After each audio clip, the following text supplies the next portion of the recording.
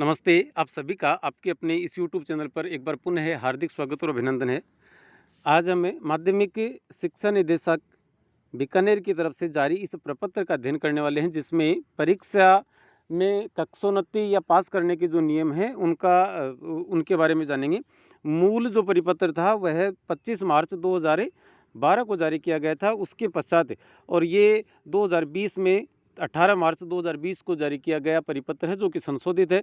यदि मूल परिपत्र की आपको आवश्यकता है तो आप मूल प्रपत्र के लिए इस व्हाट्सएप नंबर पर मैसेज कर दें व्हाट्सएप के माध्यम से, ताकि हम आपको उपलब्ध करवा सकें।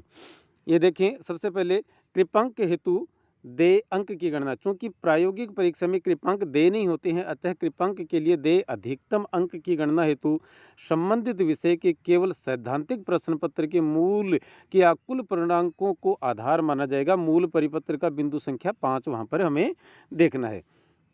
पूरक परीक्षा के लिए पात्रता किन किन की रहेगी कि जिन विषयों में सैद्धांतिक व प्रायोगिक दोनों परीक्षाएं होती हैं, उनमें से किसी एक अथवा दोनों में परीक्षार्थी को पूरक परीक्षा हेतु उसी स्थिति में पात्र घोषित किया जा सकेगा यदि सैद्धांतिक तथा प्रायोगिक परीक्षाओं दोनों के प्राप्तांकों का कुल योग 25% अथवा उससे अधिक हो रहा है। यदि 25% से कम बैठ रहा है प्रायोगिक, प्रैक्टिकल और थ्योरी का प्राप्तांक, तो उसे फेल घोषित किया जाएगा। 25% पे आने पर ही उसे पूरक परीक्षा के लिए पात्र माना जाएगा।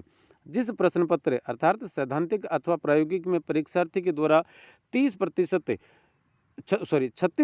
अंक अथवा अधिक अंक प्राप्त किए जाएंगे, उस प्रश्न पत्र में उत्तीर्ण प्राप्तांक के कारण पूरक परीक्षा में प्रविष्ट होने की आवश्यकता नहीं रहेगी। यदि 36% प्राप्त कर लिए हैं तो आवश्यकता नहीं है। यदि किसी विषय में परीक्षार्थी के प्रथम परख से वार्षिक परीक्षा तक के प्राप्तांकों का कुल योग 25% अथवा उससे अधिक है, तो उस परीक्षार्थी को पूरक परीक्षा हेतु पात्र घोषित किया जा सकता है। पूरक परीक्षा के लिए पात्र घोषित किए जाने हेतु वार्षिक परीक्षा में न्यूनतम 20% अंक का प्राप्त करना आवश्यक नहीं है। यदि पहले 3 परख और या प्रथम परख से लेकर तीनों परख और दोनों एग्जाम अर्धवार्षिक और वार्षिक में उसके 25% हो गए हैं, तो उसे पात्र घोषित किया जाएगा पूरक के लिए, अथवा और उसके बाद में घोषित नहीं किया जाना है। पूरक परीक्षा हेतु उत्तीर्ण परीक्षार्थी हेतु नवीनतम अंक तालिका इस प्रकार से रहने वाली है कि 27/3/2014 के द्वारा जारी संशोधन के अनुसार पूरक परीक्षा में उत्तीर्ण होने वाले विद्यार्थी को पूरक परीक्षा में प्राप्त अंकों के अनुरूप नवीन अंक तालिका जारी किए जाने का प्रावधान है। नई अंक तालिका बनाकर देनी होगी। पूरक उत्तीर्ण विषय और पूर्व से उत्तीर्ण विषयों के पूर्णांकों के अनुपात में प्राप्तांकों की समरूपता रखे जाने हेतु पूरक परीक्षा का प्रश्न पत्र उस विषय में प्रथम परख से वार्षिक परीक्षा के कुल प्राप्तांक पूर्णांकों के समान पूर्णांकों का बनाया जाएगा। और नवीन प्रगति पत्र में पूरक विषय के प्राप्तांक उस विषय के योग के कॉलम में दर्शाए तदनुसार दर्शाना कर श्रेणी निर्धारित की जाएगी।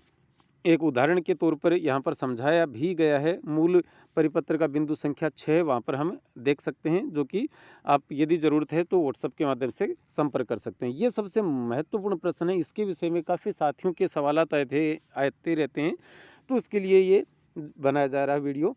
पहला मतलब प्रश्न क्या है कि प्रश्न पत्र समाप्ति समय से पूर्व परीक्षा कक्ष छोड़ने की अनुमति यदि केंद्राधीक्षक या प्रिंसिपल सर दे सकते हैं तो किस स्थिति में। ये 3 बिंदु हैं, इनको देखिएगा। यदि परीक्षा से संबंधित विषय के प्राप्तांक श्रेणी निर्धारण में नहीं जोड़े जाते हैं, तो ऐसे विषय की परीक्षा में निर्धारित समय से अधिकतम 1 घंटा पूर्व तक उसको छोड़ा जा सकता है। जैसे 11वीं कक्षा में बात करें आज़ादी के बाद का स्वर्णिम भारत, तो उसके लिए हम 1 घंटा पहले छोड़ सकते हैं।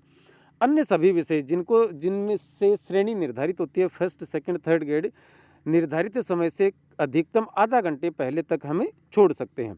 और तीसरा महत्वपूर्ण बिंदु है कि उपरोक्त दोनों स्थितियों में प्रश्न पत्र को तद दिवस उस दिन के लिए परीक्षार्थी से लेकर संबंधित शिक्षक के द्वारा अपने पास रखा जाएगा और आगामी कार्य दिवस को इस प्रश्न पत्र को परीक्षार्थी को लौटाया जा सकता है, क्योंकि इससे प्रश्न पत्र के आउट होने की जो संभावनाएं हैं वो नगण्य हो जाती हैं।